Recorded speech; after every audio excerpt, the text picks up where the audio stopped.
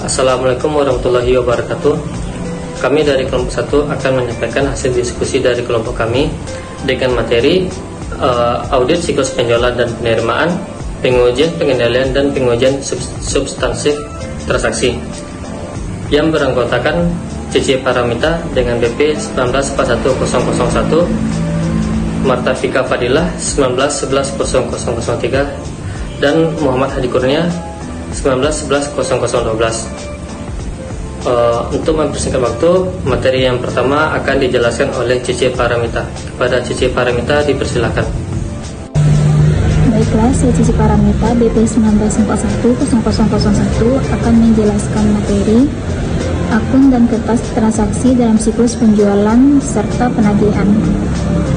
Tujuan keseluruhan dari audit siklus penjualan dan penagihan adalah mengevaluasi apakah saldo akun yang dipengaruhi oleh siklus tersebut telah disajikan secara wajar sesuai dengan prinsip-prinsip akuntansi yang diterima umum.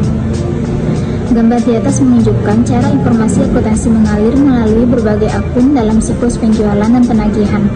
Gambar tersebut menunjukkan bahwa 5 kelas transaksi dalam siklus penjualan dan penagihan antara lain: yang pertama, penjualan atau penjualan tunai dan kredit; yang kedua, penerimaan kas; yang ketiga, retur dan pengurangan penjualan; yang keempat, penghapusan piutang tak tertagih; yang kelima, estimasi beban piutang tak tertagih.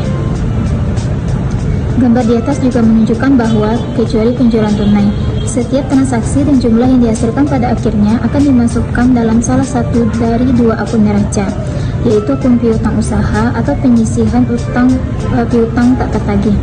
Untuk mudahnya, kita mengasumsikan bahwa ada pengendalian internal yang sama baik untuk penjualan tunai maupun penjualan kredit. Fungsi-fungsi bisnis dalam siklus dan dokumen serta catatan terkait. Berikut ini tabel yang berisikan kertas transaksi, akun, fungsi bisnis, dokumen, dan catatan.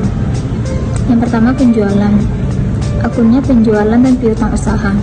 Fungsi bisnisnya pemrosesan pesanan pelanggan, pemberian kredit, pengiriman barang, penagihan pelanggan dan pencatatan. Penjualan. Dokumen dan catatannya pesanan pelanggan atau pesanan penjualan, dokumen pengiriman, faktur penjualan, jurnal penjualan atau listing, file induk piutang usaha, neraca saldo piutang usaha, laporan bulanan. Yang kedua, kertas transaksinya penerimaan kas. Akunnya kas di bank atau debit dari penerimaan kas, kemudian piutang usaha. Fungsi bisnisnya pemrosesan dan pencatatan penerimaan kas. Dokumen dan catatannya remittance advice, pre-listing penerimaan kas, file transaksi penerimaan kas, jurnal penerimaan kas atau listing. Kemudian retur dan pengurangan penjualan. Akunnya retur dan pengurangan penjualan piutang usaha. Fungsi bisnisnya pemroses dan pencatatan retur dan pengurangan penjualan. Dokumen dan catatannya memo kredit, jurnal retur dan pengurangan penjualan. Kemudian penghapusan piutang tak tertagih. Akunnya piutang usaha, penyisihan untuk piutang tak tertagih. Fungsi bisnisnya penghapusan piutang usaha tak tertagih. Dokumen dan catatannya formulir otoritas piutang tak tertagih dan jurnal umum. Kemudian beban piutang tak tertagih. Akunnya beban piutang tak tertagih dan penyisihan untuk piutang tak tertagih. Fungsi bisnisnya penyediaan piutang tak tertagih. Dokumen dan catatannya jurnal umum. Pada kolom di atas, sebelum dapat menilai risiko pengendalian dan rancangan pengujian pengendalian serta pengujian substantif atas transaksi, harus memahami fungsi bisnis dan dokumen serta catatan suatu perusahaan. Kemudian metodologi untuk merancang pengujian pengendalian dan pengujian substantif atas transaksi penjualan. Auditor menggunakan informasi yang diperoleh dalam memahami pengendalian internal untuk menilai risiko pengendalian. Terdapat 4 langkah yang penting dalam pengendalian ini, yaitu auditor memerlukan kerangka kerja untuk menilai risiko pengendalian. Auditor harus mengidentifikasi pengendalian internal kunci dan kelemahannya bagi penjualan. Setelah mengidentifikasi pengendalian dan kelemahannya, auditor lalu mengaitkan dengan tujuan. Auditor melalui risiko pengendalian untuk setiap tujuan dengan mengevaluasi pengendalian dan kelemahannya bagi setiap tujuan. Pemisahan tugas yang memadai dapat membantu mencegah berbagai jenis salah saji, hak akibat kesalahan maupun penipuan atau kecurangan. Untuk mencegah kecurangan, manajemen harus menolak akses ke kas bagi siapapun yang bertanggung jawab memasukkan informasi transaksi, penjualan, dan penerimaan kas ke dalam komputer. Kemudian menentukan luas pengujian pengendalian. Luas pengujian pengendalian pada perusahaan non-publik tergantung pada keefektifan pengendalian dan sejauh mana auditor yakin bahwa pengujian itu dapat diandalkan untuk mengurangi risiko pengendalian. Merancang pengujian pengendalian untuk penjualan. Pengujian pengendalian yang sesuai untuk pemisahan tugas biasanya terbatas pada pengamatan auditor atas aktivitas dan diskusi dengan personel. Baiklah, hanya itu yang dapat saya sampaikan. Terima kasih. Baiklah, saya Martafika Fadila dengan BP 19110003 akan melanjutkan presentasi dari Muhammad Hadi. Mencatat penjualan yang terjadi, untuk tujuan ini auditor harus memperhatikan 3 jenis salah saji yang mungkin terjadi. Yang pertama yaitu penjualan dimasukkan dalam jurnal sementara pengiriman tidak pernah dilakukan. Yang kedua yaitu penjualan dicatat lebih dari 1 kali. Yang ketiga yaitu pengiriman dilakukan kepada pelanggan fiktif dan dicatat sebagai penjualan. 2 jenis salah saji yang pertama dapat disebabkan oleh kesalahan atau kecurangan, sementara jenis yang terakhir selalu disebabkan oleh kecurangan. Konsekuensi potensial dari ketiga jenis salah saji tersebut sangatlah besar karena akan menimbulkan lebih saji aktiva dan laba. Selanjutnya yaitu arah pengujian. Auditor harus memahami perbedaan antara menelusuri dokumen sumber ke jurnal dan menvouching dari jurnal kembali ke dokumen sumber. Pengujian pertama adalah untuk transaksi yang dihilangkan, sementara yang kedua adalah untuk transaksi yang tidak ada. Penjualan dicatat dengan akurat. Pencatatannya akurat atas transaksi penjualan harus memperhatikan hal-hal berikut. 1. Pengiriman jumlah barang yang dipesan. 2. Menagih dengan akurat sebesar jumlah barang yang dikirim.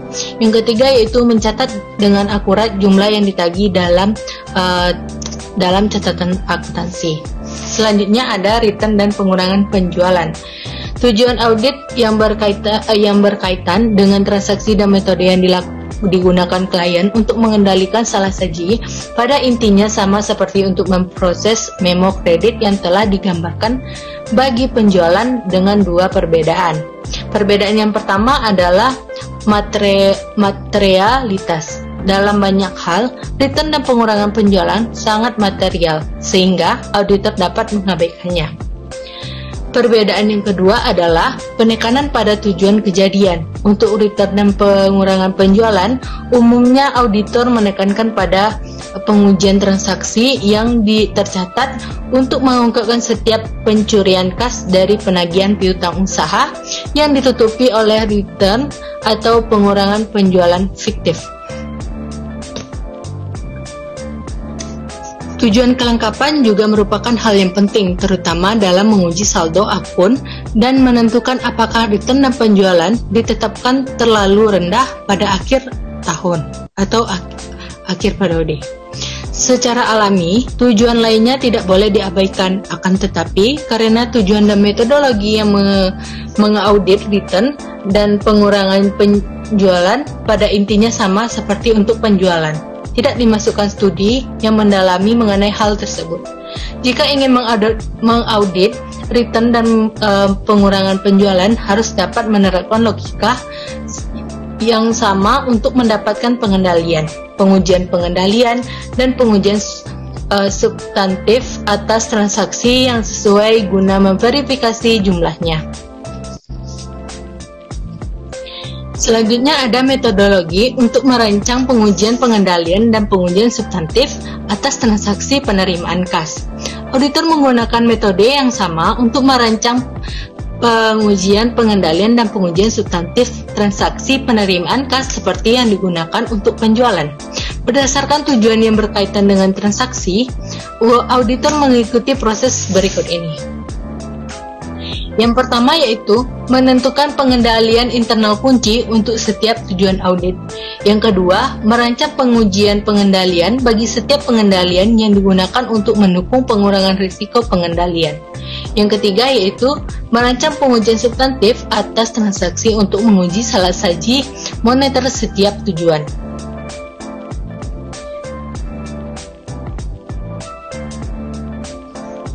Selanjutnya yaitu menentukan apakah kas yang diterima telah dicatat.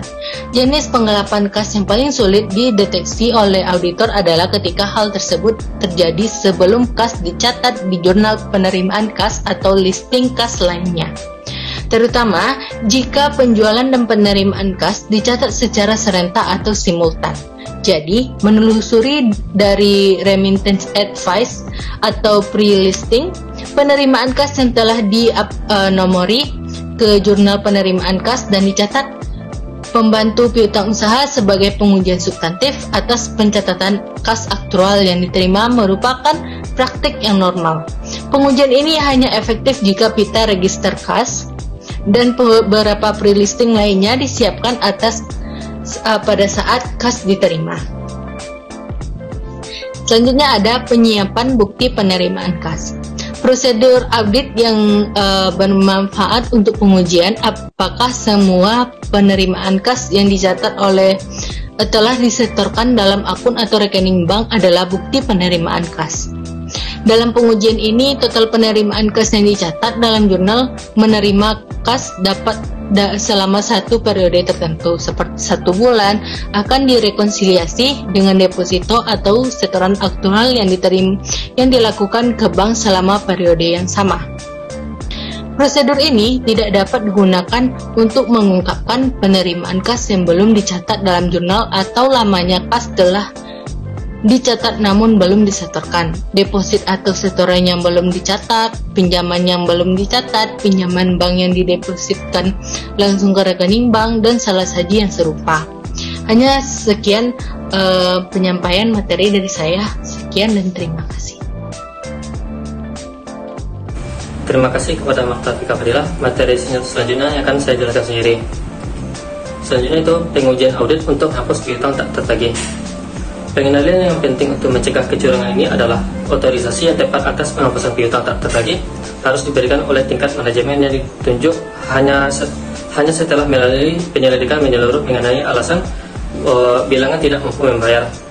Biasanya verifikasi atas penghapusan piutang hanya memerlukan waktu yang relatif singkat, yaitu auditor hanya memeriksa persetujuan oleh orang yang tepat.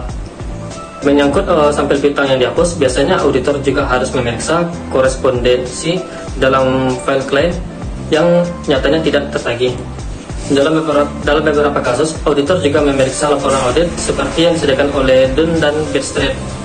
Setelah auditor menyimpulkan bahwa penghapusan piutang oleh jurnal umum sudah benar, pos tertentu harus ditelusuri ke file induk piutang usaha untuk menguji apakah penghapusan telah dicatat dengan benar. Selanjutnya, pengendalian internal tambahan atas saldo akun dan penyajian. Pengendalian internal berkaitan langsung dengan saldo akun dan penyajian serta pelengkapan yang mungkin akan terjadi. Meskipun belum diidentifikasi atau diuji sebagai bagian dari pengujian pengendalian atau pengaruh substansif atas dasar transaksi. Untuk siklus penjualan dan penagihan, hal tersebut kemungkinan besar akan mempengaruhi tujuan terkait dengan saldo nilai yang dapat direalisasikan, serta kewajiban dan 4 tujuan penyajian serta pengungkapan.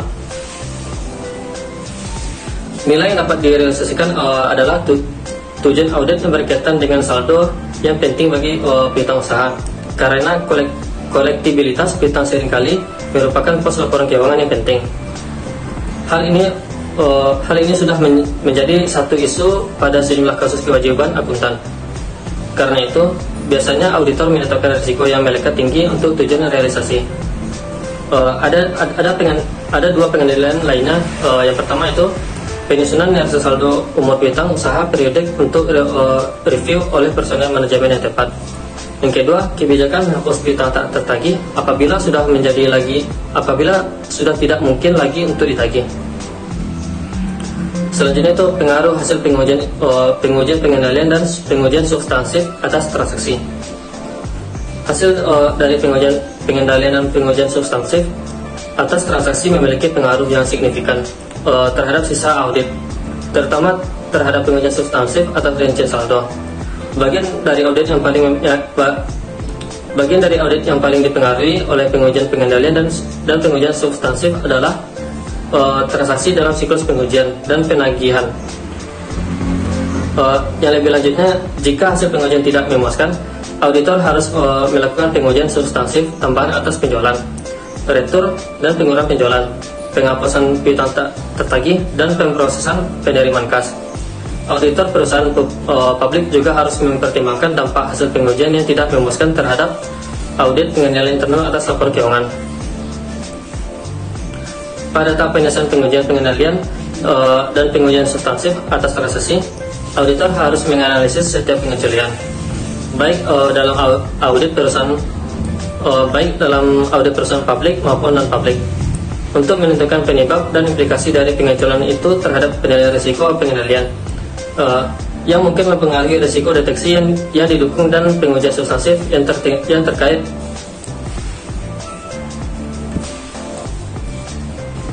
Pengaruh yang paling signifikan dari hasil pengujian pengendalian dan pengujian substansif atas transaksi dalam siklus penjualan dan penagihan yaitu terhadap konfirmasi piutang usaha, jenis konfirmasi, ukuran, sampel, dan penetapan waktu pengujian, semuanya juga berpengaruh. Sekian penyampaian materi dari kelompok 1. Apabila ada kesalahan, mohon maafkan. Assalamualaikum warahmatullahi wabarakatuh.